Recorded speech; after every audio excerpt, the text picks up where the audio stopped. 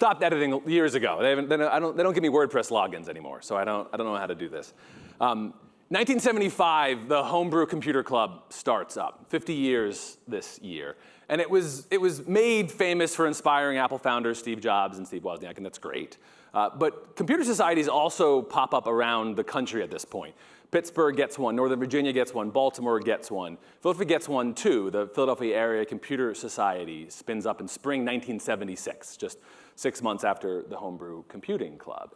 And you don't actually have to care about what like a bunch of computer nerds were doing 50 years ago, but you are living their lives still. If you wonder why tech has so many events, why entrepreneurship has so many events, it's because of this, that 50 years ago we had this habit of if we wanted to make technology more accessible, easier to understand, we should get together, not as industries, not because it was our job, because it was stuff we loved or found interesting or thought was important. And that has always kind of been the spirit of Philly Tech Week presented by Comcast, as Danae and Laura so rightly called out, closing out this week, and what we are aiming to do with the Technically Builders Conference, which was a big, long day yesterday. Thank you so much. And then with Philly Tech Week, we're hoping to close and share some announcements today. And the spirit was always meant to be a crossroads of inspiring technologies. But when we wanted to talk about how do we close out that, how do we have these two different roads crossing, Philly Tech Week and our Builders Conference. Our Builders Conference is going focused more and more on storytelling. Philly Tech Week is a celebration of all kinds of technologies and entrepreneurship efforts. We kept coming back to this idea of economic mobility, which is excitingly having a moment. And there's a lot to dig into, and today we'll look at technology as a workforce role, and first before that, entrepreneurship, and the role they have in economic mobility. But I wanted to level set a little bit. I know some folks are very steeped in this and some not. Economic mobility, the intellectual way of saying, did you get your shot?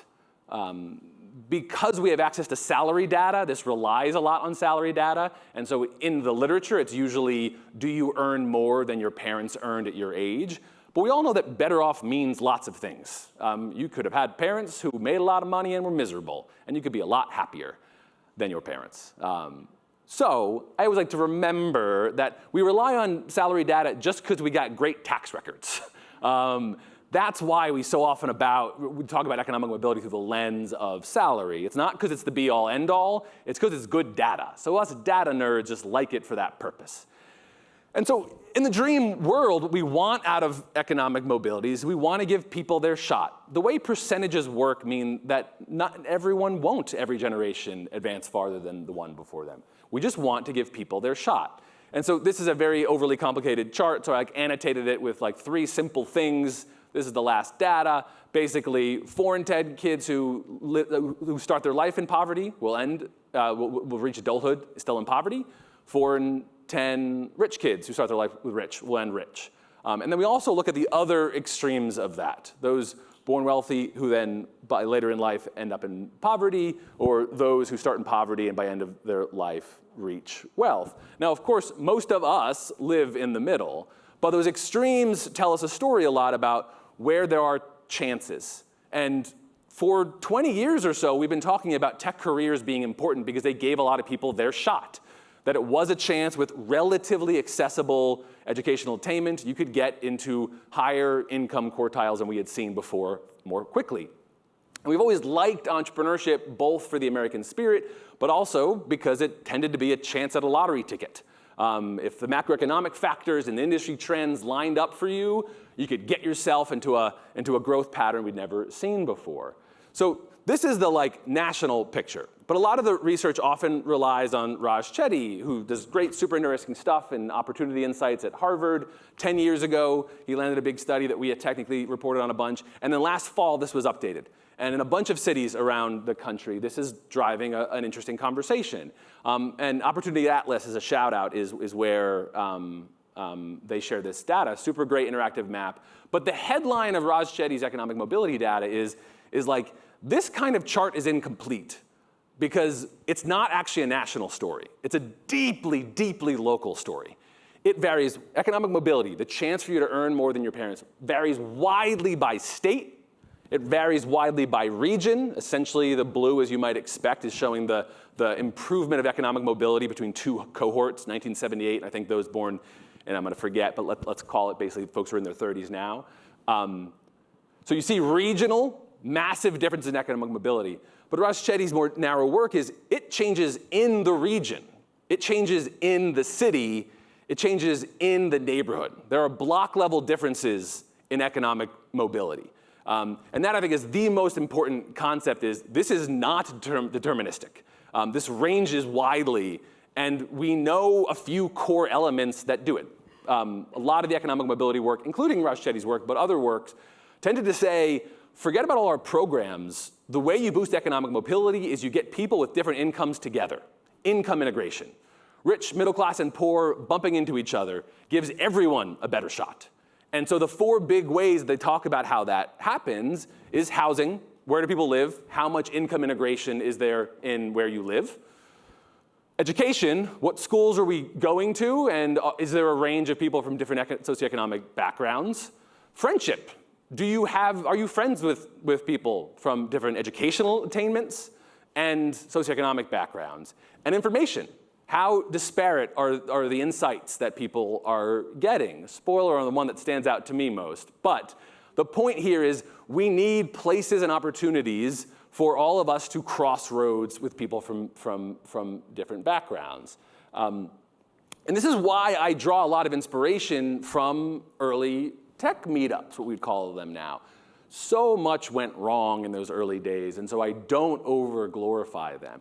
But something that is profoundly true about early computing clubs, which gave rise to what we now think of as tech meetups, were that they were accessible. These were low-cost or sometimes no-cost events, and it was people with graduate degrees and who hadn't graduated high school who were just interested in technology, and that's what they came together. It was not their job to go to that meeting. They were going to that because they were interested in it. And I think all of you in all of our ecosystems see that as kind of an interesting thing, right? That is not normal. Other industries don't have people who on a Tuesday night will go have kind of a stale beer and some limp carrots to stand around with a bunch of other people talking about nerd shit. That is very unique to this topic of technology and increasingly entrepreneurship. And that is unusual, and it's deeply relevant to economic mobility because it has been where we've seen crossroads of people from very different backgrounds coming together to talk about one topic. So web form of the early 90s gave us the very toxic environment of social media that we're still trying to unwind. But if you wonder why are very digital places still so reliant on in-person events, it's because we did this for at least half a century. We got together with different people and talked about this in different ways. Meetup, the company that now owns meetup.com, what a journey that group has gone through. But they do a semi-regular, you can tell the turmoil because it's a semi-regular annual report that I try to follow and pick out their data. And one of the things that they do is they track kind of meetups that have the most activity. They do meetups that have the largest registration lists. And we have like a little pandemic case study if you can piece together the meetup data. In 2019, every single one of the top 10 most active and most attended events were tech-related.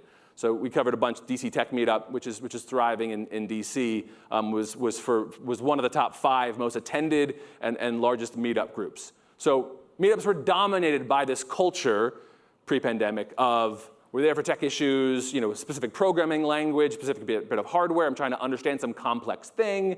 All meetups. And then that pandemic thing happened, and we had a very weird and wild journey. And fascinatingly, Meetup, which is founded on an ethos of being very tech-oriented, was suddenly dominated by meeting people. It was all outdoor meetups. It was all friend group. It was all singles relationships. It surged. And so in 2021, every single one of the 10 were all outdoors, hobby, or relationship-based. Kind of a 2-year window, a complete flipping of the most active meetups. And so we were for a while wondering, did that just end the tech meetup? The Tech News Service did a lot of dutiful coverage of, is the whole meetup thing gone? It used to be deeply important. Did it go away? And we saw an interesting thing happen where 2023, the last full data that they pulled, it's a mix. There are still outdoor meetups. Pickleball still definitely a thing in meetup. But the top for 2023 was a series of ChatGPT intro meetups. And the thing about that is it's very reminiscent of where we were 50 years ago. It was people from very different backgrounds coming around to talk about a very complex and new technology. It was people with graduate degrees, people who hadn't graduated high school, but who were deeply interested in this technology. Some of the highest rates of AI adoption are people across degree. And that is not what degree attainment, and that's not what we typically see for other emerging technologies. And so that, to kind of bring us back, is why economic mobility is the focus of today. We're going to have 2 conversations to dive in to help close Philly Tech Week and our Builders Conference. We're going to, in a moment, I'll bring up our folks to talk about how entrepreneurship plays a role in economic mobility and pathways. And then after a short break, we'll talk about workforce, basically tech jobs. This was crucially important in the 2010s. Higher interest rates in the last 18 months has made the tech hiring climate very different. So I'm super eager to feel how much do we still believe this opportunity is there. So I'll be back with Danae after the conversations to help close us out, make a few announcements of what we hope to do for the next year. But now we get to have a conversation on entrepreneurship's role in economic mobility. It's going to be moderated by my colleague, Danya Henninger. I'm actually have her introduce the panelists. So can we bring them up, please?